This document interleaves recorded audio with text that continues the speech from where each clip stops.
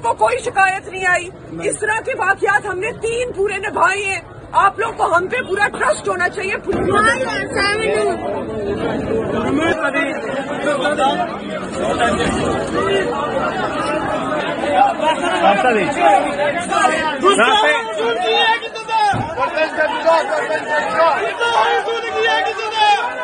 जी, तो ये वीडियो आपने मुकम्मल देख ली।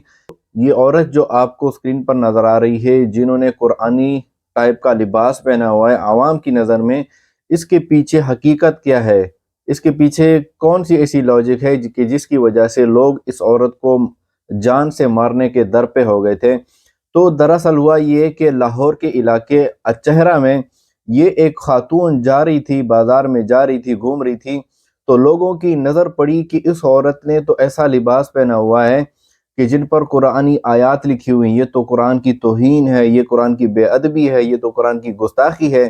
तो चुनाचा हुआ ये कि वहाँ पर रश बन गया, भीड़ बन गया, लोगों का एक हुजूम सा वहाँ पर जमा हो गया और इस औरत को मारने की धमकियाँ दे रहे थे कि लोग कि तुमने गुस्ताखी की है, तुमने कुरान की बेअदबी की है। लिहाजा पुलिस अगर ना पहुंच चुकी होती तो मैं समझता हूँ तौहीन मजहबी के नाम पर इस औरत को बेचारी को जान से मार दिया होता।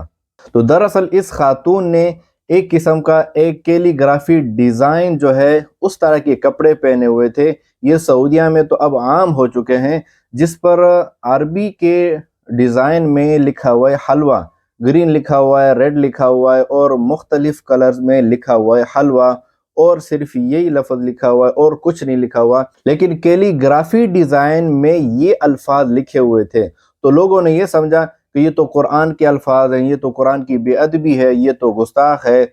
लिहाजा और तो मर्दों का एक हुजूम कायम हो गया इस औरत को मारने के लिए। लेकिन अल्लाह अल्लाह करके ये औरत जो है तौहीन मजहबी के नाम पर कत्ल होते ही बच गई। तो वहाँ पर मौके पर पुलिस पहुँच जाती है। एसबी शेर बानो साहिबा, जिनका मैं शुक्रिया अदा करता हूँ कि जिन्होंने इस औरत को अपने हिफाजत में ले लिया और फिर उसको जो है महफूज मकाम पर, भीड़ से रश के मकाम से निकाल कर वहाँ उसको एक महफूज मकाम पर ले जाया गया। तो हकीकत ये है कि इस पर किसी किस्म के कुरानी अल्फाज नहीं लिखे गए थे, किसी किस्म की गुस्ताखी नहीं है, किसी किस्म की बेअदबी नहीं है।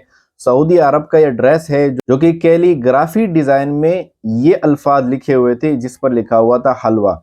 तो इतनी सी बात थी, लेकिन लोगों ने उसको बढ़ा चढ़ाकर उसको तौहीन मजहबी का नाम दिया और लोगों ने तो वहाँ पर ये नारे भी लगाए कि गुस्ताखे कुरान की सज़ा गर्दन से जुदा, सर तन से जुदा, इस तरह के नारे लगाने लगे। तो भाई इसमें कौन सी गुस्ताखी है। और ये औरत बाद में फिर उलमा की निगरानी में, साथ में उलमा भी बैठे हुए, वो फिर माफ़ी भी मांगती है। चलो शुक्र है, माफ़ी मांगना इतनी बड़ी बात नहीं है, कम से कम उस औरत की जान तो बच गई। आपको याद होगा कि माजी में भी इस तरह के वाक़यात हुए। तो भाई इस तरह के वाक़यात जो हैं आप खुद से फ़ैसला ना करें, आप इसको उलमा की तरफ मुंतकिल करें, उलमा से फ़ैसला लें, उलमा से फतवा लिया करें कि इस आदमी ने ये हरकत की है कि क्या इस पर अब हम उसको कुछ कह सकते हैं या कुछ नहीं कह सकते। तो पहले आप उलमा से मशवरा करें। हर पाकिस्तानी डॉक्टर भी है, हर पाकिस्तानी मुफ्ती भी है, हर पाकिस्तानी हकीम भी है, अपनी तरफ से फ़ैसले करना शुरू कर देते हैं।